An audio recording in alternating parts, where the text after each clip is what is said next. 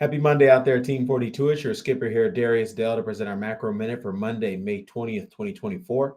As always, we'll start with the executive summary from today's leadoff morning note. If you would like to review the analysis supporting these conclusions, as well as what to specifically do about them in your portfolio, you need to be a client of 42 Macro. So today's key macro event is fresh evidence of our resilient U.S. economy, and Jay wants a soft landing theme.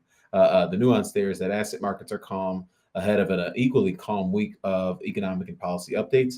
The slate is headlined by Canada CPI, Bank of England Governor Andrew Bailey, and Fed Governor Chris Waller on Tuesday, UK CPI and FOMC minutes Wednesday, global preliminary May PMIs Thursday, and Japan CPI Friday.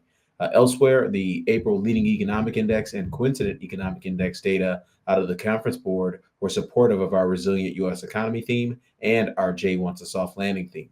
In terms of market implications, the below trend LEI contracting at a faster pace indicates a moderating economy that may perpetuate disinflation in the coming months, while the above trend CEI accelerating to a 7-month high in growth rate terms indicates an economy that is perfectly capable of generating the supply and demand needed to sustain consumer and business incomes, as well as the bull market and risk assets that each supports. Elsewhere, the structural bull thesis for copper, i.e., global decarbonization and AI development, is as strong as it is obvious. Lastly, gold has increasingly become the preferred reserve asset over U.S. Treasuries by BRICS plus countries since their trade and currency settlement pact last fall. Transitioning to our 42 macro dashboard here, as always, we'll wrap up with a question from our community. This one reads, Janet wants a softer inflation theme. So he said, the question reads, I noticed we lost conviction in the Janet wants to be reelected theme, but is it possible she's holding her cards for a mid to late summer play? A few weeks ago, I was asking that we thought her timing would be that would best help her and the current administration's re-election chances. But will she still have enough fuel in the tank from a TGA perspective? And then there's a follow-up question that reads, it seems increased foreign buying has been helping to push down U.S. Treasury yields from recent tick data. Is that accurate? So as always, addressing it kind of in reverse order. So on the foreign buying from a tick standpoint, that would not necessarily be accurate because the last data we have from a tick standpoint is in March. So tick data released on a severe lag, about 6 weeks on a 6-week lag. So it's not like we really truly know anything in terms of what's actually causing current market conditions from the perspective of that data. What we do know is that the Fed has been aggressively dovish and is implementing more dovish balance sheet policy, which has created incremental demand for Treasury securities from the perspective of investors. Getting back to the Janet wants softer inflation theme. So this is something we've been talking about since we got the Q2 quarterly refunding announcement at the end of April when we initially pivoted to our Janet wants softer inflation. So initially we were of the view that both Janet and Jay Powell wanted a soft landing. That was our theme, whereby U.S. monetary and fiscal policy were ubiquitously rowing the boat in a dovish direction.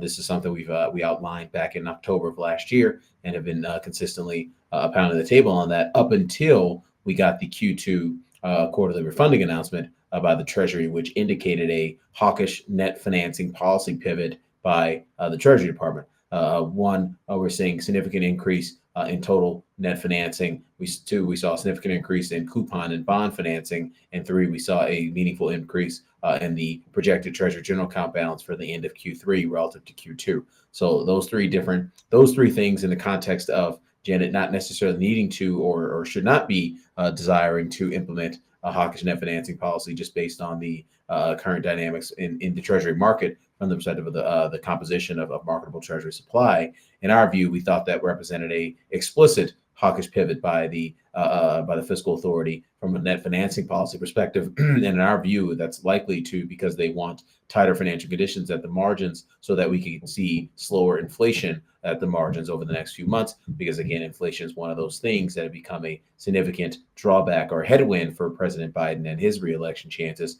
which dovetails into obviously Janet Yellen's reelection chances as well. So obviously she's not for election, but in terms of being reappointed for Treasury Secretary. So in our view, that does represent a significant shift in the direction of policy. Obviously, you have the Fed continue to be dovish. the Treasury is now at the margins getting hawkish, and that real impact of that won't be till Q3 because we're still here in the middle of Q2 here. But in Q3, we'll really start to feel the impact of the hawkish net financing policy pivot that we saw out of the Treasury. So in our view, just getting back to the question, will she have enough fuel in the tank? The answer is yes, she has plenty of fuel in the tank if she wanted to goose asset markets and support the economy, support asset markets by causing the reverse repo facility balance to go down with dovish net financing policy and taking the Treasury general account balance target down from the current $850 billion as projected to end Q3 at. She could do all those things, but she's not doing all those things. And that's the most important takeaway here in terms of trying to identify the net impact of the Treasury's net financing policy. So we'll wrap it up there. Darius Dale presenting our macro minute for Monday, May 20th, 2024. Everyone have a wonderful day out there. Best of luck. We'll catch you back here tomorrow. Cheers.